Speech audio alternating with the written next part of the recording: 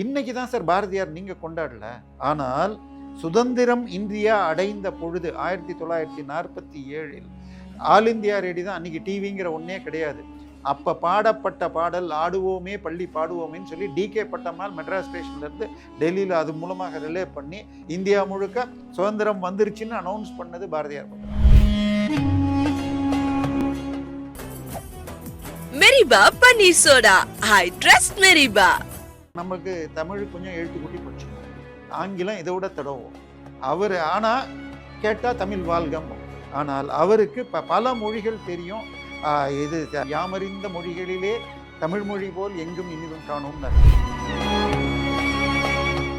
பாரதியார் தமிழ்நாடுல பிறந்தவர். ஆனா அவருடைய புகழ் இங்க அதிகம் பரப்பப்படுதா இல்லையோ, இந்த காசி வரைக்கும் போயிருக்கே சார். அது எப்படி அங்க உங்களுடைய குடும்பம் எல்லாம் இருக்குதுன்றாங்க, அந்த தொடர்பு எப்படி சார் வந்துச்சு? இல்ல, அவருடைய குடும்பத்துல ஏதோ பாரதியார் இறந்த பொழுது அவருடைய கடைசி காரியம் செய்யறதுக்கு 18 பேர் வந்தாங்கன்னு எண்ணி காட்டுவாங்க. ஆனால்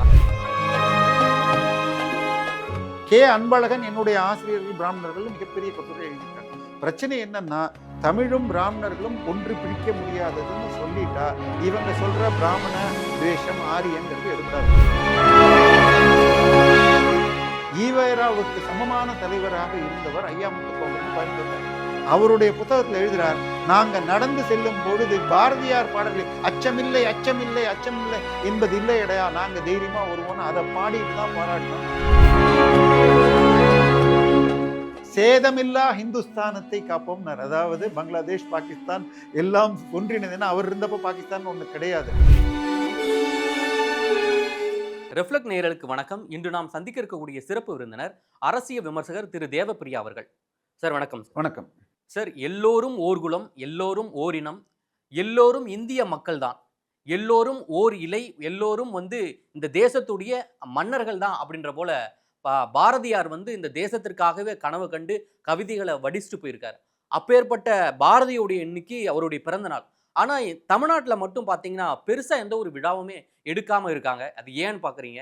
இல்ல, விழா எடுக்கிறாங்க. திரு பாரதியாருடைய வாழ்ந்த வீடுன்னு சொல்லி திருவல்லிக்கேணி தமிழக அரசு சார் இல்ல, அதான் திருவல்லிக்கேணியில இருக்கு. அதுல விழாக்கள் நடக்கிறது. காலையில ஜதிப்பல்லக்கு எடுப்பாங்க. திரு இலகணேசன் இருந்த வரைக்கும் அவர் வருவார். மேலும் நான் என்னுடைய வீடே அதுக்கு 4 வீடு ஆளுநர் எடுத்திருந்திருக்காரு. அதான் நான் என்னுடைய வீடு 4 வீடு தள்ளி தான். கிட்டத்தட்ட கடந்த 7-8 வருஷங்கள் நான் போயிட்டு இருந்தேன். இப்ப திருவான்மையூர் வந்துட்டேன்.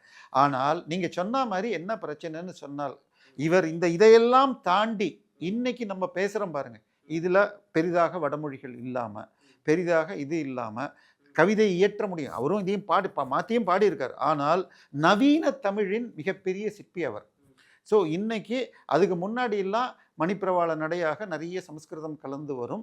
அதை வெகுஜன மக்களுக்கு, அதாவது இன்னைக்கு நீங்க சின்ன சின்ன பத்திரிகை கலைமகள் அமுத சுரபின்லாம் இருக்கு, அது நம்ம படிக்க மாட்டோம். குமுதம் விகடன்னா எல்லார் கையிலையும் படியும். அந்த மாதிரி பத்திரிகையிலும் இந்த நவீன தமிழை கொண்டு பரப்பலது. அவருக்கு சமூக காலத்தில் வேறும் சிலர் இருந்திருக்கலாம். பட் அவர் பண்ணது ஒன்று. இரண்டாவது, நீங்க சொன்ன மாதிரி ஜாதி வேற்றுமை பார்க்காமல் சுதந்திர போராட்டத்திலும் உறுதியாக இருந்து தமிழின் பெருமையையும் பாடி அது தவிர நமக்கு தமிழ் கொஞ்சம் எழுத்து கூட்டி படிச்சிடுவோம், ஆங்கிலம் இதை விட தடவும். அவர் ஆனா கேட்டா தமிழ் வாழ்கம்போம். ஆனால் அவருக்கு பல மொழிகள் தெரியும். இது அதுக்கப்புறம் தான் என்ன சொன்னார், சுந்தர தெலுங்குன்னு சொன்னவர் யாமறிந்த மொழிகளிலே தமிழ் மொழி போல் எங்கும் இனிதும் காணும்னார். ஏன்னா அவருக்கு தெரிஞ்சு, அவருக்கு சமஸ்கிருதம் தெரியும், தெலுங்கு மலையாளம் தெரியும். இதெல்லாம் தெரிஞ்சதுக்கு அப்புறம் சொன்னார் சுந்தர தெலுங்கினிலே பார்ட்டிசிபேட் பண்ண. இன்னைக்கும் ஹிந்தியும் தெலுங்கும் எடுத்துக்கிட்டா இளையராஜா கூட சொல்லியிருப்பார், ஹிந்தியுடைய இது மெட்டு போடுறதுக்கு ரொம்ப நல்லா இருக்கும். ஏன்னா ஓசைகளுக்கேற்ற ஒலி கொடுக்கறதுல அந்த மொழியில வசதிகள் அதிகம். ஸோ ஒரு மொழியில என்ன இருக்கு. ஆனால் தமிழை வளர்க்கணும்னு சொன்னால் புதிய சொற்கள், புதிய அதை பொருள் ஈட்டும் மொழியாக ஆக்கணும். அதை பண்ணுறதுக்கு எதுவுமே பண்ண மாட்டாங்க. யாரையாவது திட்டா தமிழ் வளர்ந்துரும்னு நினச்சிட்டு இருப்பாங்க. சரி, அவர் இன்னொன்று இன்னைக்கு தான் சார் பாரதியார் நீங்க கொண்டாடல. ஆனால் சுதந்திரம் இந்தியா அடைந்த பொழுது 1947 ஆல் இந்தியா ரேடியோ தான். அன்னைக்கு டிவிங்கிற ஒன்னே கிடையாது. அப்ப பாடப்பட்ட பாடல் ஆடுவோமே பள்ளி பாடுவோமேன்னு சொல்லி DK பட்டம்மாள் மெட்ராஸ் ஸ்டேஷன்ல இருந்து டெல்லியில அது மூலமாக ரிலே பண்ணி இந்தியா முழுக்க சுதந்திரம் வந்துருச்சுன்னு அனௌன்ஸ் பண்ணது பாரதியார் பாட்டு தான். ஸோ தமிழ் பாட்டு தான் அன்னைக்கு பாடப்பட்டது. இன்னைக்கு அதுக்கு மதிப்பு குறைந்து இருக்கிறதுன்னு சொன்னால், அது இங்கே இருக்க 65 ஆண்டுகளாக கிட்டத்தட்ட 1967 ஆளுவது யார்? ஏன்னா திராவிட கட்சிகள். ஸோ இன்னொன்று ஆளுநர் அவர்கள் ஒரு 2-3 வருஷத்துக்கு முன்னாடி தமிழ்நாட்டை சேர்ந்த சுதந்திர போராட்ட வீரர்கள் லிஸ்ட்டு கொடுங்க, அதை பற்றி நான் புக்ஸ் எழுதணும். இப்போ மோடி அவர்கள் வந்த பிறகு இது செம்மொழி நிறுவனத்து மூலமாக திருக்குறளுக்கு 63 மொழியில் மொழிபெயர்த்து கொண்டு வந்திருக்காங்க. அதுபோல் தமிழ்நாட்டை சேர்ந்த சுதந்திர போராட்ட வீரர்கள் கொடுங்கன்னு சொன்னால் இவங்களால 40 பேர் கூட கொடுக்க முடியல. இதை தாண்டி காமராஜரை இழிவு பண்ணி 2 நாள் முன்னாடி முக்தார் பேசியிருக்காரு. அதற்கு முன்னாடி திருச்சி சிவா பேசியிருப்பார். இன்னும் நிறைய பேர் பேசியிருக்காங்க. வஉசியை இழிவுபடுத்தி பேசியிருப்பாங்க. சார், வஉசி அவர்கள் இன்றைக்கி நம்ம ஷேர் மார்க்கெட்னு சொல்கிறோமே, இந்த கப்பல் கம்பெனிக்கு பொதுமக்கள்கிட்ட ஷேரை கொடுத்து அதை வாங்கி கட்டினார். சரியா? அந்த கம்பெனியில் பலரும் மதுரை தமிழ்ச்சங்கம் வச்ச முத்துத்தேவர்னு ஒருத்தர் அவர் பண்ணியிருக்கார், பாண்டித்தேவர்னு. அதுக்கப்புறம் ஒரு முஸ்லீம் கூட பண்ணார். ஆனால் அந்த முஸ்லீமை மிரட்டி பீர் முகமதுன்னு சொல்லிட்டு அவர் போட்ட ஷேரை முதல்லையே கம்பெனி ஆரம்பிக்கிறதுக்கு முன்னாடி அதுக்கப்புறம் அவர் வேறு கடனை வாங்கி கொடுத்து இப்படியெல்லாம் நடத்தி காட்டினார். அதுக்கப்புறம் என்ன பண்ணாங்க, கப்பல்லேருந்து வெளிநாட்டிலேருந்து பொருள் கொண்டு வந்து பயணிகள் போகிறதுன்னா நீ ஃப்ரீயாக பண்ணுறேன்னு சொல்லி அவரை அழித்தாங்க. அப்பயும் அழிக்க முடியலங்கிறப்ப தான் அதில் பண்ண அக்கிரமத்தை தாங்க முடியாமல் தான் வாஞ்சிநாதன் ஆஷ்துரை என்ற கலெக்டரை கொன்னாங்க. ஸோ இது முழுக்க முழுக்க சுதேசி கப்பல் திட்டம்னு ஒரு பக்கம் வளர்ச்சி, இதை அவங்களோடெல்லாம் கூட்டில் இருந்தவர் தான் பாரதியார். அதனால உங்களுக்கு இவர் வெளியில் வந்தப்போ அவரை வரவேற்கிறதுக்கு 12 பேர் இல்லை. பாரதியார் இறந்த பொழுது அவருடைய கடைசி காரியம் செய்யறதுக்கு 18 பேர் வந்தாங்கன்னு எண்ணி காட்டுவாங்க. ஆனால் அவர் என்ன பாடினார் இன்னும் சொல்லணும்னா, சார் நம்ம இன்றைக்கெல்லாம் என்ன சொல்லுவோம், ஈவே ராமசாமியாரை பற்றி பேசணுன்னா அவர் வைக்கம் வீரர்ம்போம். வைக்கத்தை பொறுத்தவரை அதை தொடங்கியது முழுக்க முழுக்க ஈழவா சமுதாயத்தைச் சேர்ந்த இவர். அவர் தொடங்கினப்போ என்ன காந்தியடிகள்கிட்ட, அதாவது 1919 அவர் போய் கேட்டுக்கிட்டாராம், எங்களுக்கு இங்கே அதாவது கோயில் நுழைவே இல்லை. திருப்பி நான் புரிஞ்சுக்க வைக்கணும், அங்கே இருக்கிற இது வைக்கம் மகாதேவர் கோயிலுக்கு சுற்றி இருக்கிற 4 தெரு, அந்த ஊருடைய ஒரு பக்கம் இந்த பக்கத்துக்கும் அந்த 4 தெரு வழியாக தான் போகணும். அந்த 4 தெரு வழியாக கீழ்ஜாதியினர் தெருவுக்குள்ளேயே போகக்கூடாது, கோயிலுக்குள்ளே இல்லை, அந்த தெருவுக்குள்ளேயே போகக்கூடாதுன்னு இருந்தது. அதை எதிர்த்து போராட்டம் ஆரம்பித்த பொழுது அவங்க என்ன, காந்தியடிகள் என்ன சொல்லிட்டாரு, நீ வெளியூர்காரனை கூப்பிடக்கூடாது, வேற மதத்துக்காரனை வச்சுக்கூடாது, உள்ளூரே போராடணும், தேவை என்றால் வெளியூர்காரர்கள் குறைந்த பட்சத்தில் இருக்கணும், கத்தியின்றி ரத்தமின்றி சக்தி ஒன்று சத்தியாகிரகம் வருகுதுன்னு காந்தி இவரும் பாடியிருப்பார். ஸோ தினம் என்ன, அதுவும் என்ன உயர் ஜாதி தாழ் ஜாதின்னு இல்லாமல் எல்லா ஜாதியிலேருந்தும் ஒவ்வொருத்தர், ஒரு பிராமணர் ஒரு வைசியர் ஒரு இதுன்னு வச்சுக்கிட்டு அவங்க 4 பேர் போய் கைதாவாங்க, திருப்பி அவங்க கைதானப்போனா அடுத்தவங்க, அதே மாதிரி ஒரு நாளும் 10 இப்படி போகிறப்ப அங்கே வீக்காக இருக்கிறதுன்னு சொல்லிட்டு பக்கத்து மாநில தலைவர்களை கூப்பிட்டப்ப அதுக்காக ஈவேரா போனார். ஈவேராவுக்கு சமமான தலைவராக இருந்தவர் ஐயாமுத்து கவுண்டர்னு கோயம்புத்தூர்காரர். அவருடைய புத்தகத்தில் எழுதுகிறார், நாங்கள் நடந்து செல்லும் பொழுது பாரதியார் பாடல்கள் அச்சமில்லை அச்சமில்லை அச்சமில்லை என்பது இல்லையடையா, நாங்கள் தைரியமாக வருவோன்னு அதை பாடிட்டு தான் போராடினோம் நாங்கள். ஆனால் அதெல்லாம் முடிஞ்ச பிறகு ஈவேரா எல்லாம் பிராமண எதிர்ப்புன்னு போன உடனே பாரதியாரை பிராமணராக பார்க்குறாங்க. ஆனால் அவர் ஜாதி வேற்றுமை பார்க்காமல் ஹரிஜன்கள் என்று அன்றைக்கு அழைக்கப்பட்ட பட்டியல் ஜாதியினருக்கு அவர் பூணல் போட்டு விட்டார். அதை போட்டதுனால அவரை ஜாதி விட்டு, பிராமணர்கள் தன்னுடைய ஜாதியில் நீ இது பண்ணக்கூடாது, அவர் வீட்டுக்கு யாரும் போய் மற்ற குருக்கள் போன்ற வேலைகள் செய்யக்கூடாதுன்னு அவரை ஜாதி ஸ்பஷ்டம் பண்ணாங்க. இதையெல்லாம் அவர் கவலையே படலை. சார், அவர் லட்சியம் ஒன்று தான், இந்தியா சுதந்திரம் அடைய வேண்டும், அதில் தமிழ் வளர்க்கணும். இந்த 2ஐ நோக்கி 32 வருஷம்தான் வாழ்ந்தார். சரியா?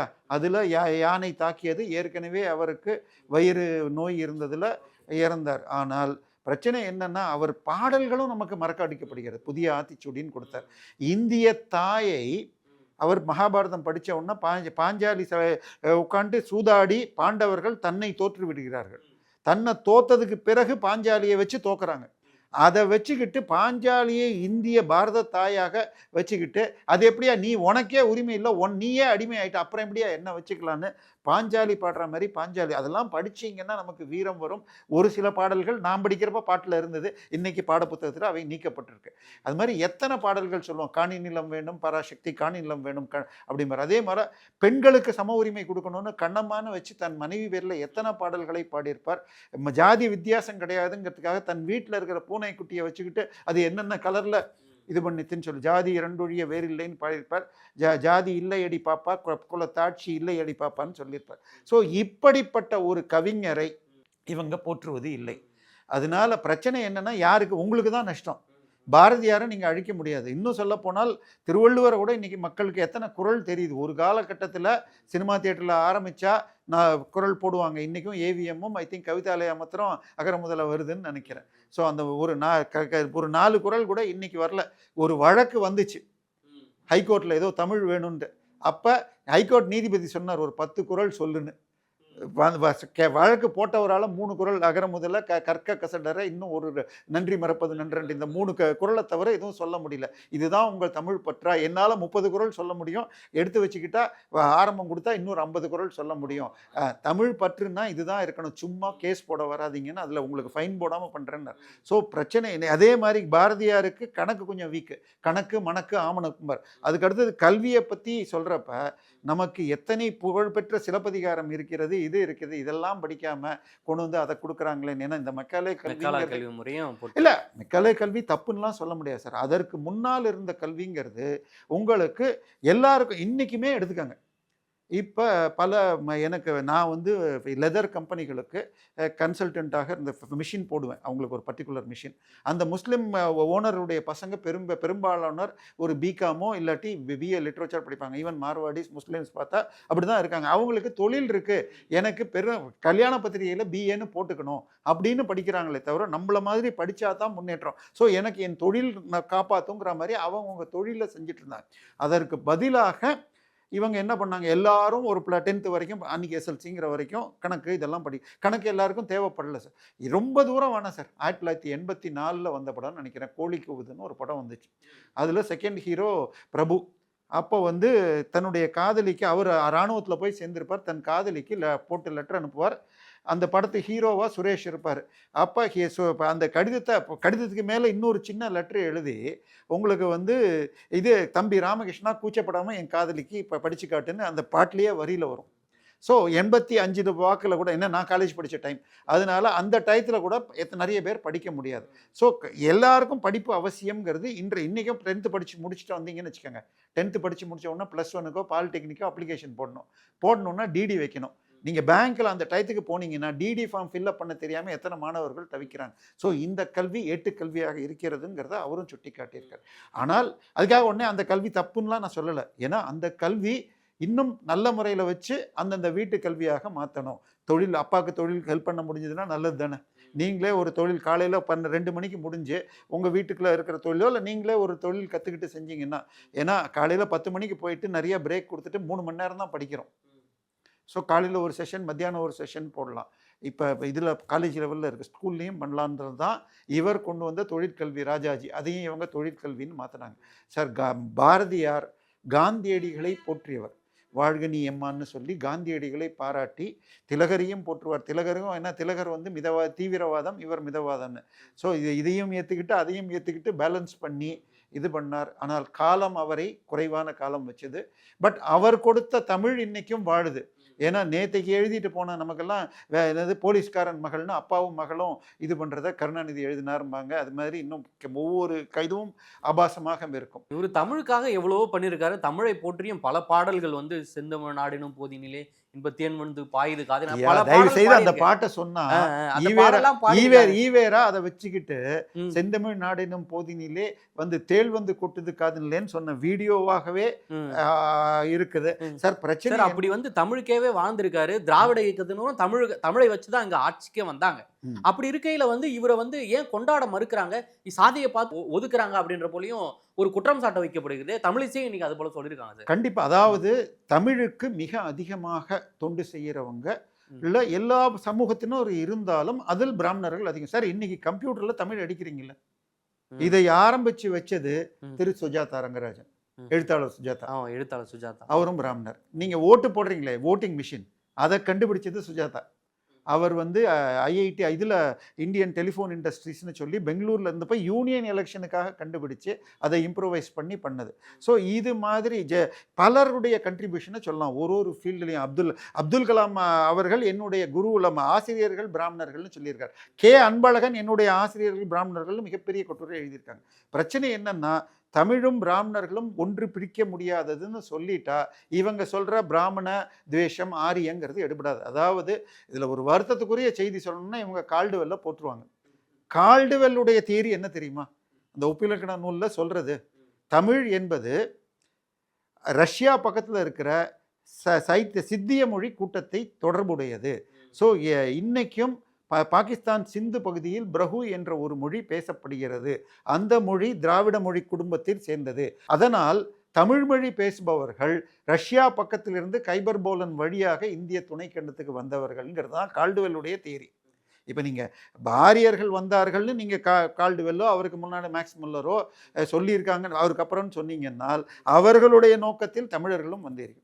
சரியா? இதெல்லாம் நம்ம எதையுமே ஏற்றுக்கல. நம்ம எல்லாரும் இந்தியர்கள். சோனியா காந்தி இந்தியர்னு நம்ம போட்டி போடலான்னு சொல்கிறாங்க. அவர் கிட்டத்தட்ட இந்தியாவில் 20 வருஷத்துக்கு குடியுரிமையே வாங்காமல் தன்னுடைய கணவர் அரசியலில் இறங்குற வரைக்கும் 68லேயும் என்னமோ அவர் திருமணம் ஆனாலும் 83 வரைக்கும் அவர் குடியுரிமையே வாங்கலை. ஆனாலும் அவரை நம்ம ஏற்றுக்கிட்டோம். ஸோ இந்த பேச்சுகள் பிரிவினைவாதம், பிளவுவாதம். பாரதியார் இதையெல்லாம் இல்லாமல் தான் எல்லாமே ஓரினம், எல்லாமே ஒரு குடும்பம்னு சொன்னது. அதை நோக்கி நம்ம சொல்லணும்.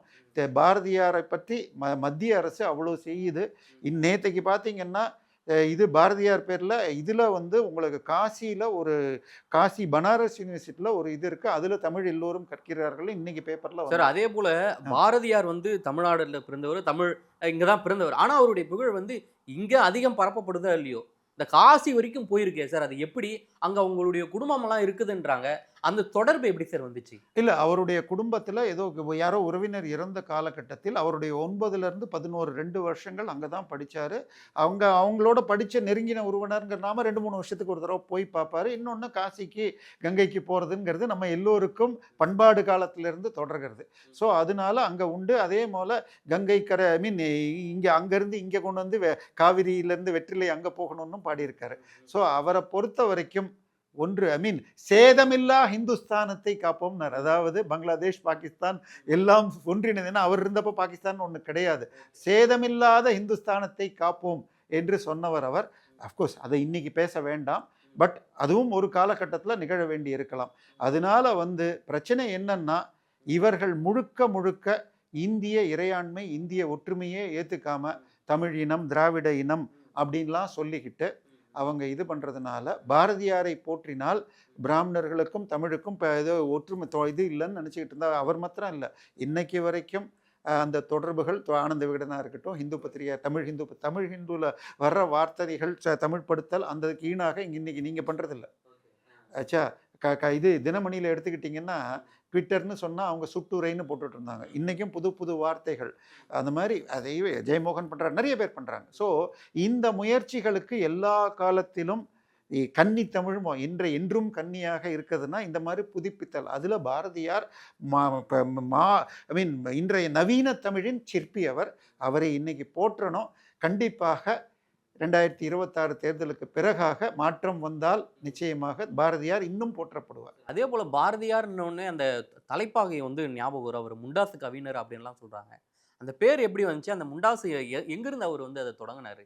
இல்லை, அவர் தனக்குன்னு ஒரு ஐடென்டி வச்சார். அதாவது திரு காந்தியடிகள் மதுரைக்கு வந்தப்போ ஒரு விவசாயி மேலோட பொல்லன்னதுனால தன்னை மாற்றிக்கிட்டாரு. அந்த மாதிரி இவரும் ஒரு இதுக்காக பண்ணிக்கிட்டார். சரி, இது நமக்கு முக்கியம் இல்லை சார். அவர் பார்க்குறத செயலை விட அவர் சொன்னதை நம்ம காட்டணும். ஜாதிகள் இல்லையடி பாப்பா அப்படின்னு சொன்னதையும், எல்லோரும் ஒன்றுங்கிறதையும், நம்மை பிளவு செய்கிற அந்த சக்திகளோட நம்ம துணை போகாமல், இன்றைக்கும் பார்த்தீங்கன்னா நேற்றைய தினம் திருக்கழுக்குன்றம் விஷயமா இருக்கட்டும், ஏன்னா அதை ஏற்ற வேண்டான்னு அந்த பிரிவினர் சொல்லலை. ஆனால் அரசியல் கட்சி, ஆளுங்கட்சி தடுக்கிறது.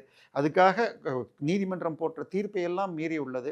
ஸோ இப்போ முந்தானத்து நேற்றைய தினம் உச்ச நீதிமன்றத்தில் ஜார்க்கண்ட் மாநிலத்தில் சிபிஐக்கு போகக்கூடாதுன்னு வழக்கு. என்னடான்னு சொன்னால், முதலமைச்சருக்கு நெருக்கமானவர் நிலக்கரி ஊழல் செஞ்சார்னு.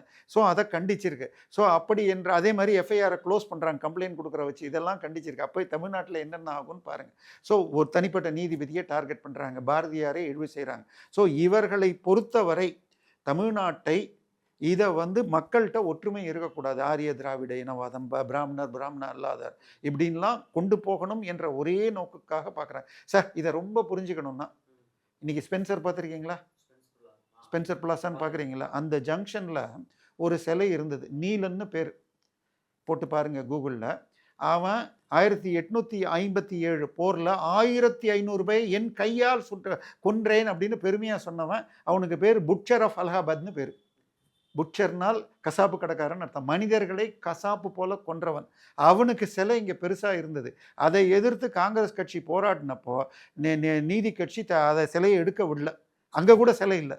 அதுக்கப்புறம் இது ராஜாஜி ஆட்சி வந்த பிறகு தான் எடுத்தோம். அதன் பிறகு பார்த்தா இது இன்னும் அது போல் இன்னும் கூட பல சிலைகள் சொல்லலாம். இன்றைக்கும் மன்றோ சிலை அந்த சிலைகள்னு இருக்கிறது.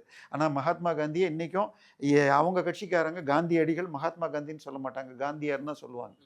ஸோ அவங்கள பொறுத்த ஈவேராவுடைய 5 கொள்கை என்னன்னு சொன்னால் மதம் கடவுள் ஒழியணும், மதம் ஒழியணும், பார்ப்பான் ஒழியணும், காங்கிரஸ் ஒழியணும், காந்தி புகழ் ஒழியணும். இதுதான் அவங்க கொள்கை. இன்னைக்கு மாற்றிக்கிட்டதாக சொல்லிக் கொள்ளலாம். இந்திய ஒற்றுமை, சேதமில்லாத இந்துஸ்தானம், ஜாதிகள் இல்லாத இந்துஸ்தானம், இதைத்தான் பாரதியார் வழங்கினார். அச்சமில்லை, எங்களுக்கு என்றைக்குமே அச்சமில்லை. இதை நோக்கி கொண்டு ஊழல் செய்வோரை ஒதுக்கிவிட்டு, பிளவு செய்வோரை ஒதுக்கிவிட்டு பாரதியார் வார்த்தைகள் படி நம்ம வாழணும். மிக்க நன்றி சார், பாரதியார் குறித்து பல்வேறு தகவலை பகிர்ந்தமைக்கு.